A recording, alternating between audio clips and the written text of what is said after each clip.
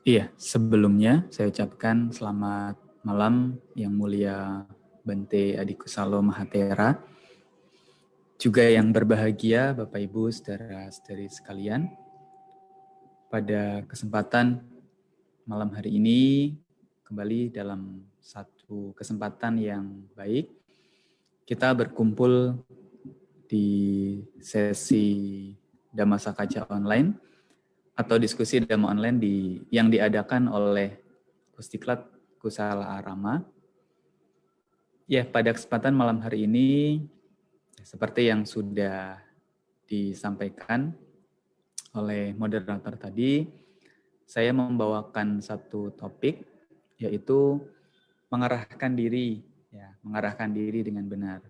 Nah, ini satu topik yang ringan, yang semoga bisa bisa diterima, bisa dipahami dan bisa menambah wawasan Dhamma dan juga memberikan motivasi kita untuk mempraktekkan Dhamma dalam kehidupan sehari-hari. Karena sesungguhnya Dhamma selain untuk didiskusikan, dipelajari, tidak lupa Dhamma ini juga penting sekali untuk dipraktekkan oleh kita sebagai umat Buddha di sela-sela kegiatan, di sela-sela kesibukan yang harus dilakukan sehari-hari. Ya, mohon izin Bante Adikusalo Mahatera.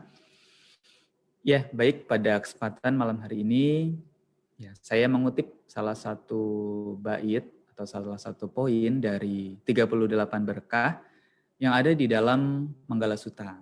Seperti kita tahu, Manggala Sutta ini satu sutta yang umum atau yang banyak diketahui, banyak diketahui, sering didengar, sering dibaca oleh umat Buddha. Salah satunya ketika puji bakti rutin. Di antara 38 berkah, salah satunya adalah Attha sama Panidicca, Eta Manggala Mutamang. Atau kalau kita berusaha untuk mengartikannya dari bahasa Pali ke dalam bahasa Indonesia, di sini ada 3 kata. Yang pertama adalah Attha. Attha. Attha ini artinya diri. Kita sering mendengar kalimat anatta. Anatta atau tanpa diri. Salah satu dari 3 bagian dalam Tilakkana. Attha artinya diri. Sama. Sama ini artinya benar. Atau kita sering mendengar di dalam Jalan Mulia Berunsur 8 ada sama diti, sama sangkapa, sama wayama, sama sati, sama samadhi dan seterusnya. Sama ini artinya benar, sesuai, benar begitu. Kemudian kata yang ketiga adalah panidi. Panidi. Panidi ini bisa diartikan benar, membimbing, maksudnya membimbing, mengarahkan atau menuntun. Maka kalau kita lihat di buku Parita Suci Biru, di sana diartikan membimbing diri dengan benar. Itulah berkah utama. Maka ini menjadi satu renungan sebenarnya bagi kita, bagi Bapak Ibu, saudara-saudari sekalian sebagai umat Buddha khususnya, apakah sejauh ini di usia saya misalnya berapa sekarang 30, 20, 40 dan sebagainya. Apakah di usia saya yang sekarang ini, di masa kehidupan sekarang ini yang sudah saya jalani sekian tahun, sekian puluh tahun, apakah sudah bisa dikatakan membimbing diri dengan benar? Nah, ini ini satu topik yang ringan tetapi menarik.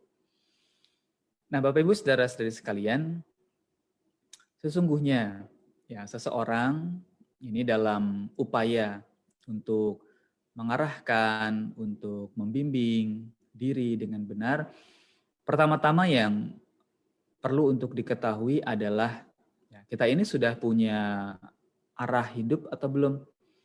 Kita ini sudah punya tujuan, ya, tujuan hidup atau belum, ya, arah kemana yang ingin dituju, atau hal apa yang ingin kita tuju dalam kehidupan ini.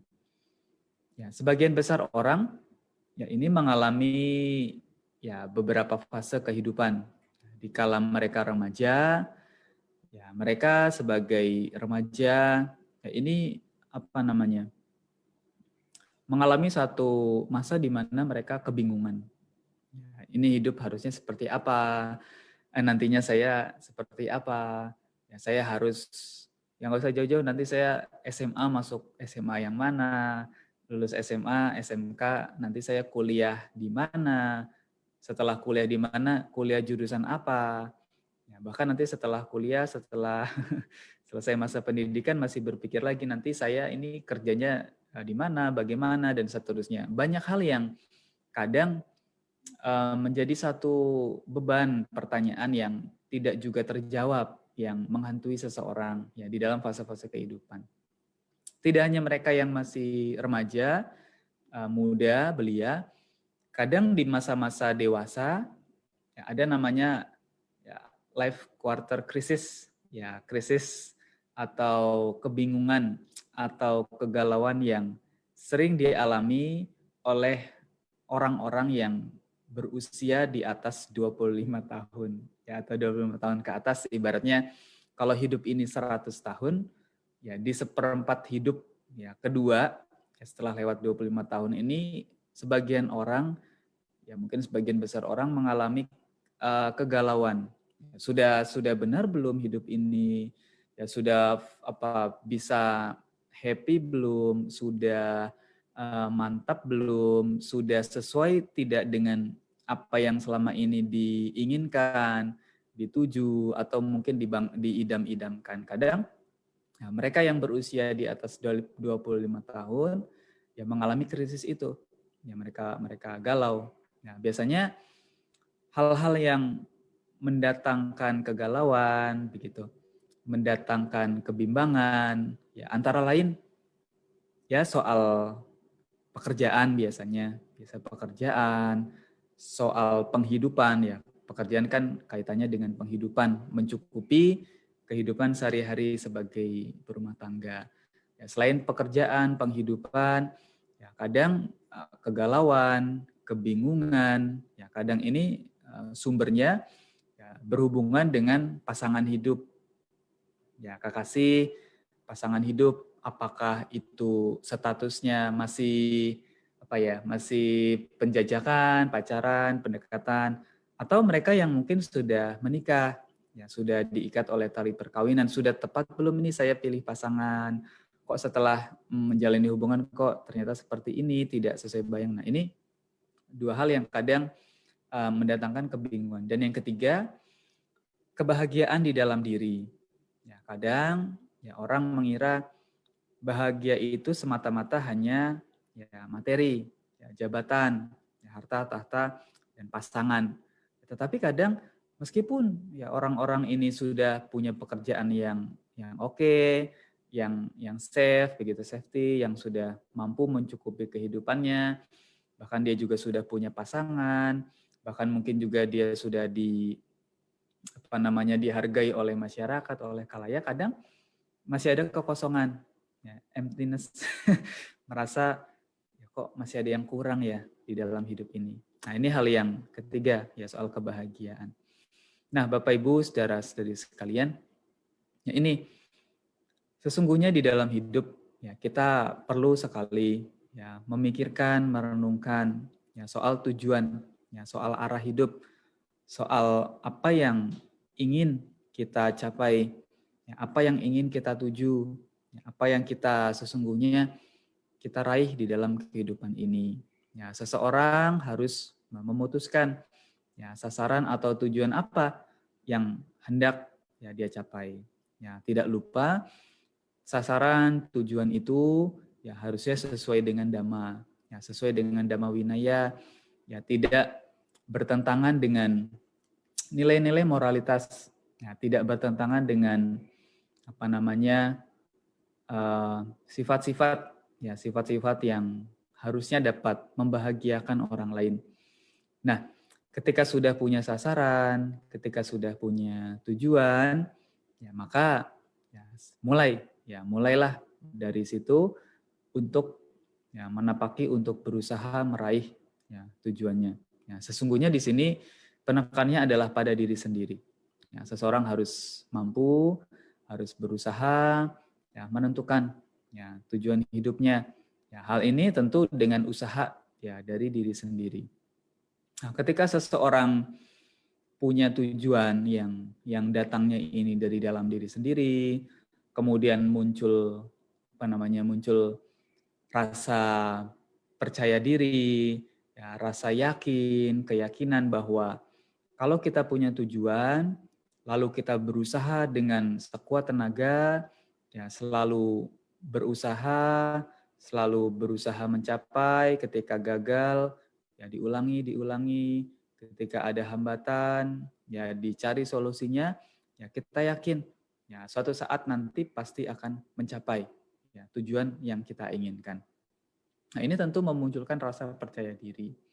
Ya, bagaimana sebagai umat Buddha, ya, apakah dalam berusaha ini ya semata-mata oleh diri kita atau ada bantuan dari ya, kekuatan lain, ya seperti misalnya ya dari dewa-dewa atau dari kuasa ya yang di atas begitu, apa bagaimana?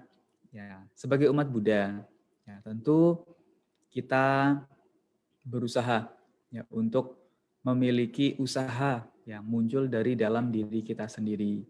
Ya memang ya, banyak orang di luar sana yang menggantungkan, ya banyak orang di luar sana yang meletakkan ya pengharapannya kepada yang bukan dirinya, ya kepada dewa-dewa, kepada tempat-tempat keramat, kepada orang-orang yang dianggap memiliki kekuatan tertentu, supranatural begitu, atau ya ada juga yang menyerahkan hidup ini pada ya yang di atas yang katanya mengatur kehidupan. Nah, kita sebagai umat Buddha, ya sesungguhnya apa yang kita peroleh ya di dalam kehidupan saat ini, ya ini berasal ya bermula ya, dari diri kita sendiri. Ya, pertama tadi kita sudah berusaha memunculkan, ya, menentukan tujuan apa yang ingin kita capai, ya, hal apa yang ingin kita ya, raih. Ya, kemudian setelah kita punya tujuan, ya, bagaimana caranya ya, kita mencapai tujuan tersebut. Ya, tentunya ya, tujuan ini haruslah tujuan yang benar, ya, tujuan yang patut, yang sesuai dengan nilai-nilai dhamma, ya, nilai-nilai kebaikan. Nah, Bapak Ibu saudara-saudari sekalian, ada salah satu poin di dalam Jalan Mulia Berunsur 8 yang disebut sebagai usaha benar. Ya, Sang Buddha menyampaikan usaha benar ini ya patut ya dikembangkan, ya patut dilakukan, ya patut untuk terus ya diingat, diulangi dalam kehidupan sehari-hari. Ya, 4 poin dalam usaha benar ini yaitu yang pertama, hal-hal buruk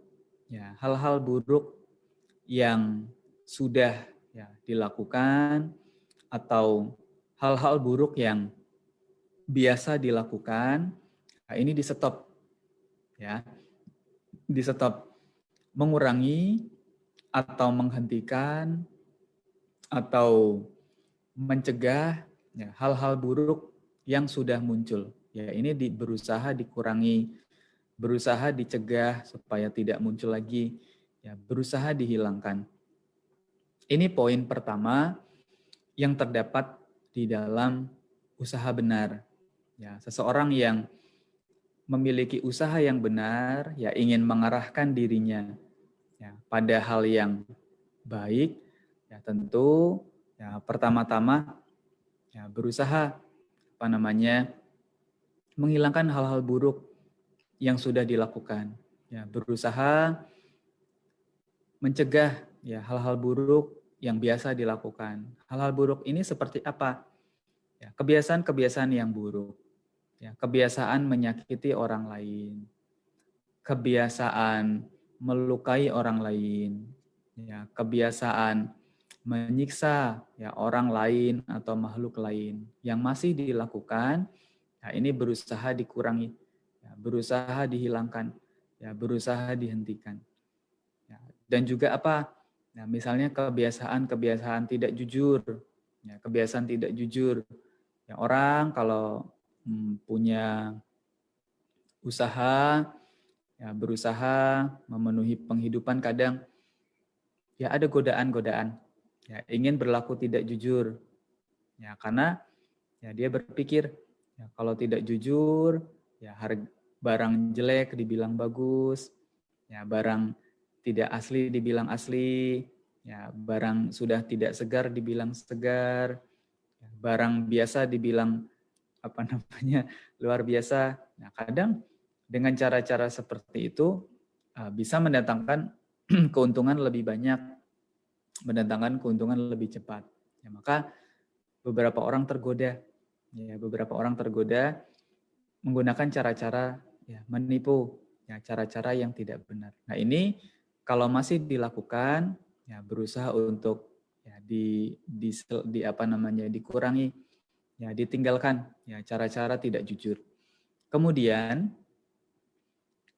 hal-hal sehubungan dengan ucapan-ucapan, ya apabila sekarang mungkin merasa dirinya masih kadang ya keceplosan, ya mengucapkan kata-kata yang kasar, mengucapkan kata-kata yang menyakiti orang lain, ya mengucapkan kata-kata yang tidak benar, ya sering ya bergosip, bergunjing, ya, menjelekkan orang lain.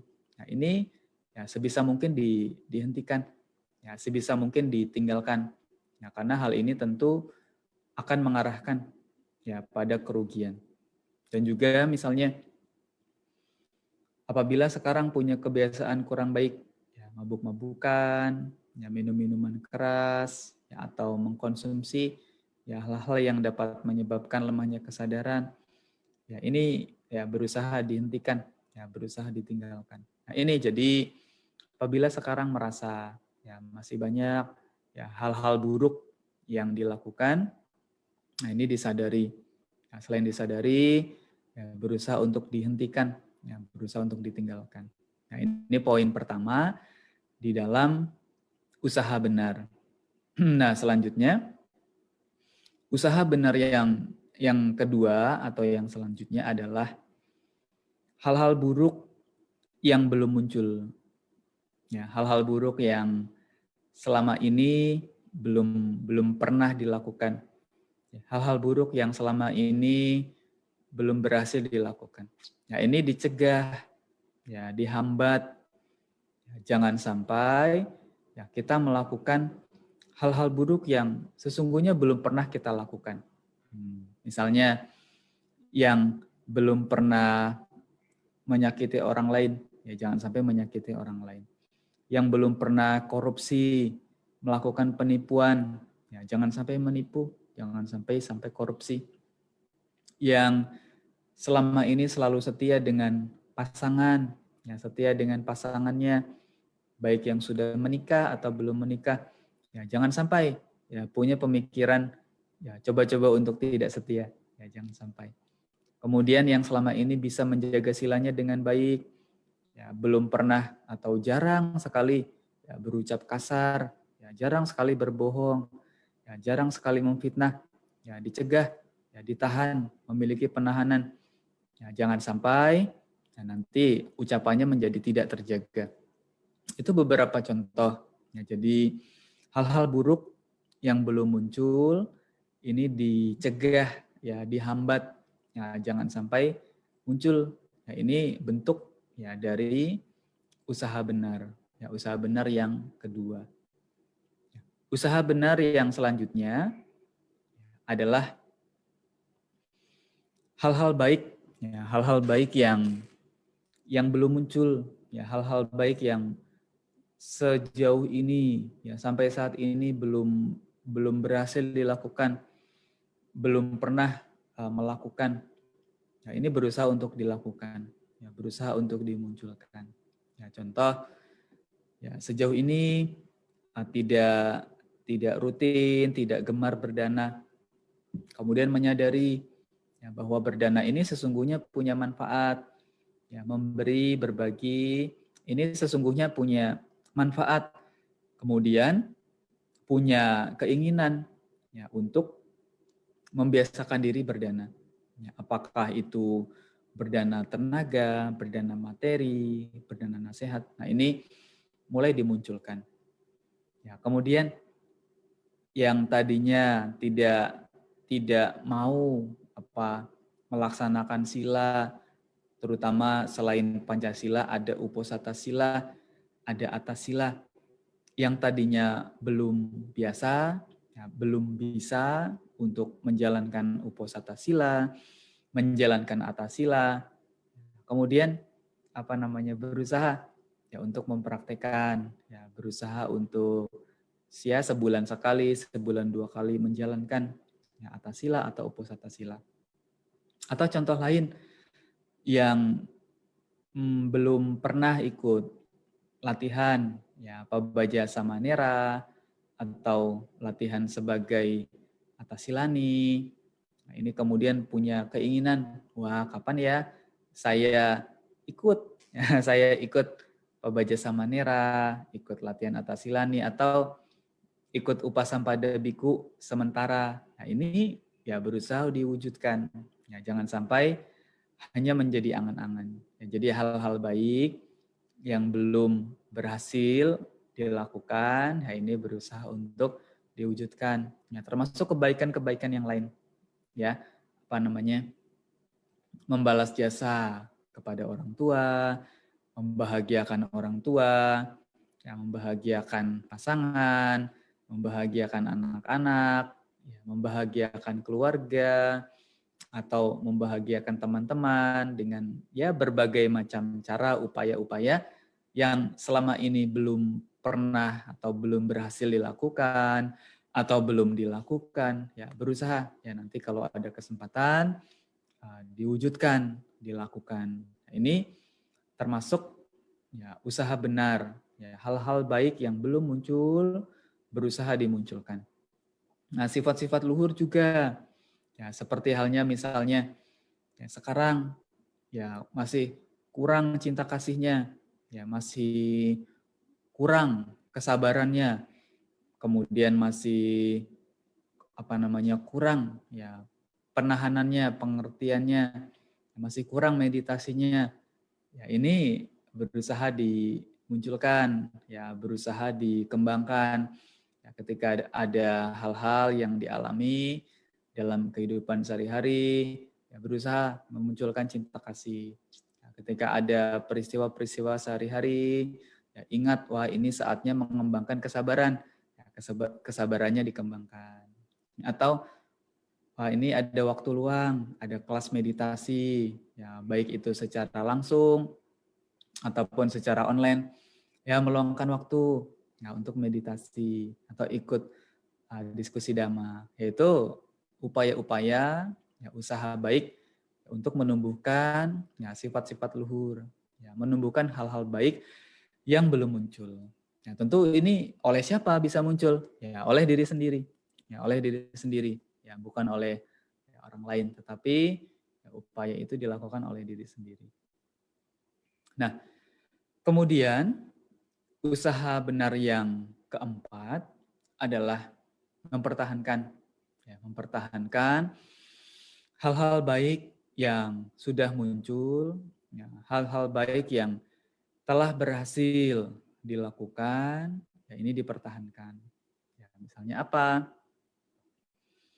Sejauh ini sudah rutin, ya sejauh ini sudah mampu berhasil melaksanakan sila, ya, mampu berhasil praktek meditasi, mampu berhasil mengembangkan kedermawanan, mampu berhasil dengan bekerja dengan jujur, ya sungguh-sungguh. Nah ini dipertahankan.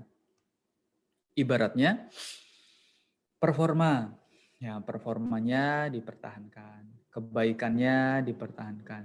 Ya jangan sampai ya seperti musiman, Ya, kadang baik, kadang jahat, gitu. Kadang ramah, kadang jutek, atau ya, kadang dermawan, kadang pelit, gitu. Kadang sopan, santun, ya kadang ya apa namanya, ya kata-katanya kasar. Ya kalau bisa ya, dikembangkan terus, dipertahankan. Yang sudah baik dipertahankan. Ya, hal-hal baik yang sudah mampu dilakukan dipertahankan.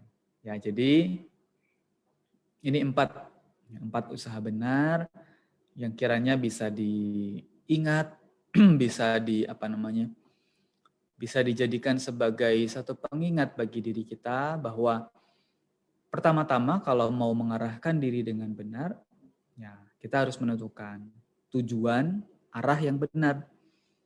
Ya, tidak bisa kita ingin mengarahkan diri dengan benar tetapi tujuannya salah.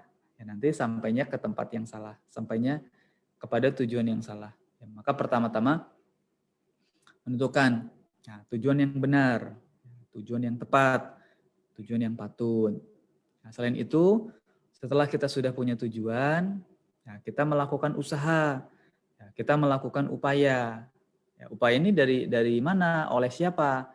Upaya ini berasal dari diri sendiri, dilakukan oleh diri sendiri. Ya, mungkin ya orang lain bisa memberikan motivasi, tetapi ya pada akhirnya yang mensukseskan, ya, yang menggerakkan, yang mempertahankan, yang mengupayakan adalah diri kita sendiri.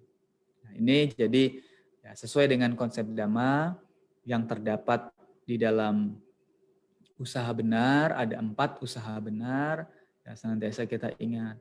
Hal-hal baik yang belum muncul, hal-hal buruk yang sudah muncul, dikurangi, dihilangkan. Hal-hal buruk yang belum muncul, dicegah, ya, jangan sampai muncul.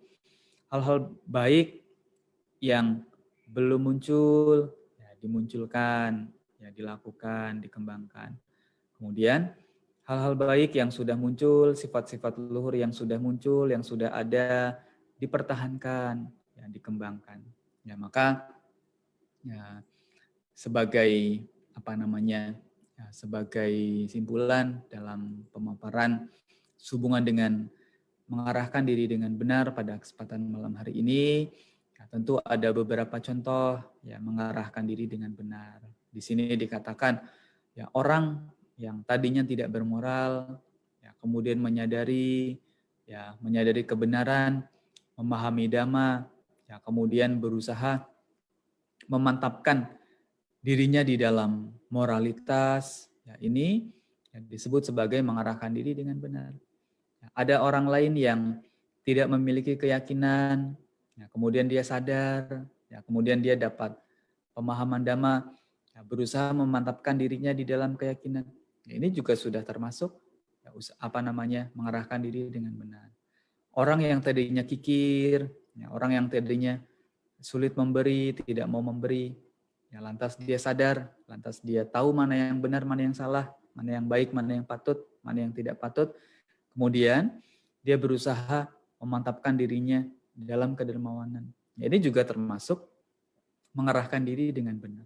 Ya, maka ya, di dalam ya, Manggala Sutta ya, kita kembali mengingat pada momen kesempatan malam hari ini, ya, salah satu berkah ya dari 38 berkah yang Sang Buddha sampaikan, Atta sama Panidicca, ya, Eta Manggalam Uttamang. Ya, mengarahkan diri dengan benar, ya, itulah berkah utama. Kenapa disebut sebagai berkah utama? Ya, karena tidak semua orang mampu mengarahkan dirinya dengan benar. Ya, ada orang-orang tertentu yang dari awal kehidupannya ya, sampai akhir kehidupannya mengarahkan dirinya ke jalan yang salah. Ya, maka dari itu kita sebagai umat Buddha ya, menyadari hal ini, mengetahui hal ini dengan pedoman ya pada Dhamma Winaya, pada Buddha Dhamma.